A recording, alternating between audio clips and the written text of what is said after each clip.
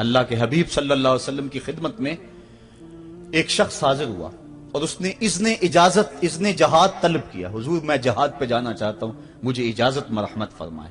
حضور نے فرمایا احیٌ والدا کا, کیا تیرے والدین زندہ ہیں؟ قال نعم, عرض کی ہاں حضور میرے والدین زندہ ہیں. قال ففیہما فجاہد, کہا جا ان کی خدمت کر, یہی تیرا جہاد ہے. ماں باپ کو بلکتا ہوا چھوڑ جائے اور آپ جہاد پہ چلا جائے, ماں فالج میں گری ہوئی ہے اور بیٹا تبلیغی گشت پہ چلا جائے, باپ تڑپ رہا ہے اور بیٹا پیر کی چوکھٹ پہ جھاڑو دیتا پھرے, اللہ راضی نہیں ہوگا. میں سچ کہتا ہوں, اپنے بھی خفا مجھ سے ہیں بیگانے بھی ناخوش, کہ میں زہر حلاحل کو کبھی کہہ نہ سکا کند. بات وہی کہتا ہوں سمجھتا ہوں جسے حق, نئے ابلہ مسجد ہوں نئے تہذیب کا فرزند. محمد عربی صلی اللہ علیہ وسلم سے بڑا پیر کون ہو سکتا ہے؟ لیکن حضرت وہ ویسے کرنی نہیں آ رہے. آقا کریم اپنے بٹن کھولتے ہیں اور کرن کی طرف, یمن کی طرف رخ کر کے لمبی سانسیں لیتے ہیں اور کہا میں رحمان کی خوشبو پا رہا ہوں. ایک دن صحابہ نے پوچھا بندہ نواز جس کے لیے تڑپتے ہو, جس کی ٹھنڈی ہوائیں آپ کو آ رہی ہیں, وہ آپ کا بڑا پیار کرنے والا ہے. کہا ہاں میرے سے بڑی محبت کرتا ہے. تو کہا پھر اتنی محبت کرتا ہے تو یمن تو دور نہیں ہے, بلال حبش سے آ گیا, سلمان فارس سے آ گیا, سہیب روم سے آ گیا, اور وہ یہاں یمن سے نہیں آ سکا. فرمایا اس کی بوڑھی اور نابینا ماں ہے جس کی خدمت اس کو نہیں آنے دیتی. اللہ اکبر. اب حضرت اویس کرنی نہیں آئے لیکن خیر التابعین کہلائے. آئے نہیں لیکن حضور ان کی یاد میں تڑپ رہے ہیں. اللہ, بلکہ حضور نے فرمایا کہ کوئی جائے اویس بن عامر کو ملے, اور جب ملے تو اس کو کہنا میری امت کی بخشش کی دعا کرے. جو ماں باپ کی خدمت کرتا ہے اس سے ثابت ہوا اس کی دعائیں قبول ہوتی ہیں. میں نے ایک روایت میں پڑھا ہے کہ جو آدمی روزانہ اپنے والدین کے لیے دعا کرے, والدین زندہ ہوں تب بھی, والدین فوت ہو گئے ہوں تب بھی, یہ عادت بنا لے, روزانہ ماں باپ کے لیے دعا کرے, ساری زندگی اس کے رزق میں بے برکتی نہیں آئے گی, اللہ اس کو رزق کی فراوانی عطا کر دے گا. اور جو والدین کے لیے دعا نہیں کرتا اللہ تعالیٰ کی رحمتوں سے محروم ہو جاتا ہے. حضرت ابو ہریرہ رضی اللہ تعالیٰ عنہ جب بھی ہاتھ اٹھاتے تھے تو یہ دعا کرتے تھے, اللہم اغفر لابی ہریرہ ولأمی ولمن استغفر لہما, اے اللہ ابو ہریرہ کو بخش دے, حضرت ابو ہریرہ کی ماں کو بخش دے, اور قیامت تک جو ہم دونوں کے لیے بخشش کی دعا کرے اس کو بھی بخش دے. حضرت امام محمد بن سیرین ایک بزرگ ہوئے تابعی, جب بھی دعا کرتے تھے یہ دعا ضرور کرتے تھے, اے اللہ ابو ہریرہ کی بخشش کر دے. کسی نے کہا کہ تمہیں ابو ہریرہ رضی اللہ تعالیٰ نے ان کی ماں سے بڑی ہمدردی ہے. کہا ان سے جو ہمدردی ہونی ہے وہ تو ہونی ہے. انہوں نے کہا ہوا ہے اے اللہ ابو ہریرہ اور ان کی ماں کو بخش دے, جو ان کے لیے دعا کرے اس کو بھی بخش دے. تو میں دعا کر کے اپنی بخشش پکی کر رہا ہوں. تو والدین کے لیے دعا کرنا اللہ کی رحمت کو دعوت دینا ہے. تو فرمایا کہ جاؤ اویس بن عامر کو جانا اور جا کے اس کو میری امت کے لیے دعا کا کہنا. حضرت سیدنا عمر فاروق حضرت علی المرتضیٰ گئے, جا کے ڈھونڈا تلاش کیا, اویس بن عامر ملے, حضور کا سلام کہا, بس پھوٹ پھوٹ کے رونے لگے. کہا بتاؤ میرے رسول کے لبوں پہ میرا نام کیسے آیا تھا, حضور میرا جب تذکرہ کرتے تھے کیسے کرتے تھے. یہ درد دیکھا تو بولے کہ کیا آپ اتنی محبت رکھتے ہیں تو پھر ملنے کیوں نہیں آئے حضور کو, اتنا جو پیار رکھتے ہیں تو زیارت کرنے کیوں نہیں آئے. تو حضرت اویس کرنی نے بات کے رخ کو بدلا, کہا تم نے میرے رسول کو دیکھا, تم نے میرے رسول کی زیارت کی ہے. کہا ہاں ہم تو صبح و شام وہاں رہے ہیں. کہا پھر بتاؤ حضور کے یہ ابرو جڑے ہوئے تھے یا کھلے ہوئے تھے. اب دونوں حیران ہو گئے. کہا تم نے تو دیکھا میں نے تو دیکھا نہیں, تم بتاؤ نا, پھر میں تو گیا نہیں, مجھے کہتے ہو گیا نہیں, تم بتاؤ حضور کے ابرو جڑے ہوئے تھے یا کھلے ہوئے تھے. حیران ہیں. کہا حضور آپ ہی بتلائیے. کہا کوئی دور سے دیکھتا تو جڑے ہوئے نظر آتے, قریب آ کے دیکھتا تو کھلے ہوئے نظر آتے. یہ وہ ہے جو ماں کی خدمت کرتا رہا اور حضور کے دربار میں حاضر نہیں ہو سکا, لیکن حاضری اس کی تھی, وہ جہاں بھی تھا وہ نبی کے قرب میں تھا. تو اس لیے ماں باپ کی خدمت اتنا بڑا وظیفہ ہے. حضرت بایزید بستامی کہتے ہیں میں نے حق معاف کروا لی اپنی ماں سے, کہ ماں تیرے حق ادا کروں یا اللہ کے حق ادا کروں, تو مجھے اپنے حق معاف کر دے, میں اللہ سے اپنے حق معاف کروا لیتا ہوں, اپنی اللہ کو راضی کر دیتا ہوں. جنگلوں میں گھومتے رہے, 12 سال بیت گئے. ایک دن دوبارہ آئے, بستام کی سمت سے گزرے, خیال آیا چلو ماں کو سلام کر جاؤں. तहज्जुद का वक्त था, रात का वक्त था, दरवाजे पे खड़े रह गए कि मेरी माँ सोई होगी, मैंने कभी कोई खिदमत नहीं की माँ की, तो अब उठा के तकलीफ क्यों दूं। सारी रात खड़े रहे।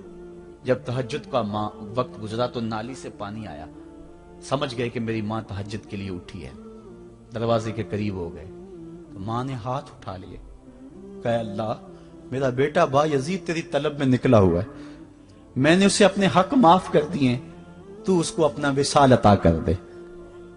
हजरत बा यजीद दरवाजा खटखटाने लगे और मां के कदमों में लिपट गए और रो के कहने लगे, जिस रब को मैं जंगलों में तलाश करता हूं वो तो रब मेरी मां के पास है।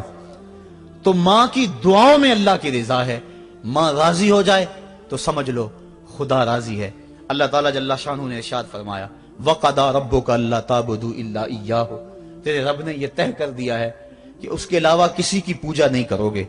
व बिल वालिदैन एहसाना, और वालिदैन के साथ उसने सलूक से पेश आओगे। इम्मा यबलुगन्ना इंदकल किबरा अहदुहुमा औ किलाहुमा फला तकुल लहुमा उफ़्फ़िन वला तनहरहुमा, अगर तेरे पास दो या दोनों में से एक बढ़ापे को पहुंच जाएं तो फिर उनके सामने तूने उफ भी नहीं कहनी और ना उनको झिड़कना है और उनसे नरम लहजे में बात करनी है। जब माँ बाप जवान हो, बच्चों की जरूरियात पूरी कर रहे हैं, उनके तालीमी अखराजात और उनके मुआशी सारे मामलात दुरुस्त कर रहे हो, तो उस वक्त तो वालिदैन की बच्चे ताजीम करते ही हैं। इम्तिहान उस वक्त शुरू होता है जब माँ बाप बूढ़े हो जाते हैं और चलने फिरने की सख्त भी नहीं रहती, सिर्फ सांस की एक डोरी लटकी रहती है। और जिस तरह बच्चा अपने बदन से मक्खी भी नहीं उड़ा सकता था, अब ये हालत माँ बाप पर आ गई और बच्चे की तरह मिजाज चिड़चिड़ा हो गया। जमाने के हालात बदल गए, लेकिन माँ की पुरानी, बाप की वो पुरानी रवश है। वो उसी अंदाज में, उसी डगर में बात करता है। ये आजमाइश के दिन है, ये इम्तिहान के दिन है। अब देखना है वालिदैन की इस वक्त ताजीम कौन करता है।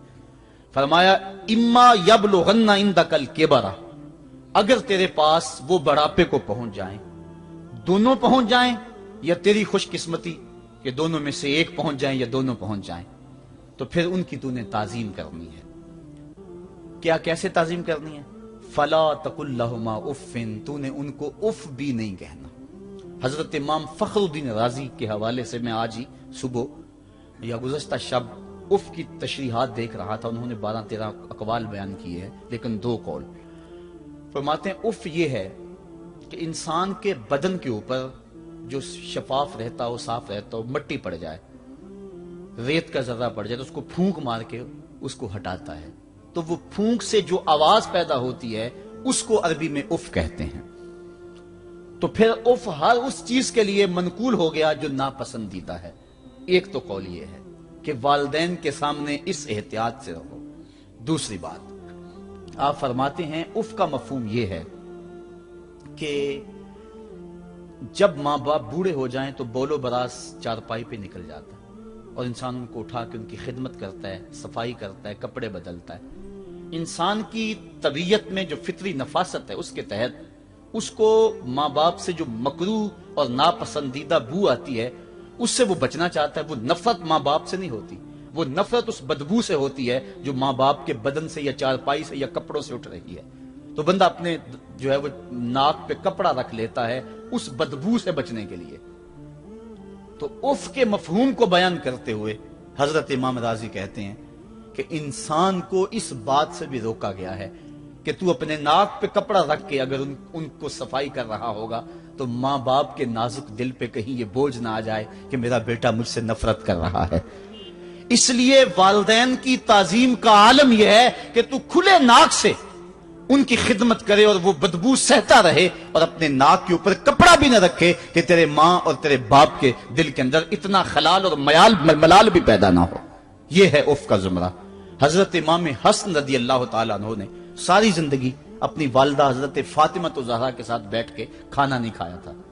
एक दिन हजरत सैयदा फातिमा ने फरमाया कि बेटा मेरा जी चाहता है कि मेरे साथ तुम बैठ के खाना खाओ, लेकिन तुमने कभी भी मेरे साथ बैठ के खाना नहीं खाया, क्या वजह है इसकी?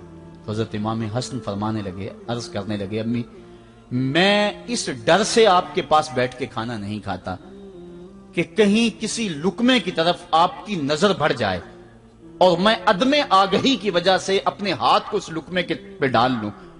اور ना जान सकूं कि इस लुकमे को उठाने का इरादा मेरी मां के दिल में पैदा हो चुका है और मैं अल्लाह की रहमतों से महरूम हो जाऊं, इस डर से मैं आपके साथ बैठ के खाना नहीं खाया करता। यानी मां बाप की ताजीम का आलम यह है, उफ तक ना कहो।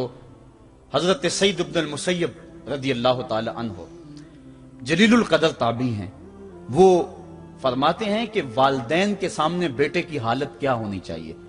वो फरमाते हैं जिस तरह भागा हुआ गुलाम पकड़ा जाए और उसको पकड़ के जो है वो आका के सामने पेश कर दिया जाए, तो उस भागे हुए गुलाम को पकड़ के जब आका के सामने पेश कर दिया जाए तो जो हालत उस गुलाम की होती है, बेटे की हालत ये मां बाप के सामने होनी चाहिए।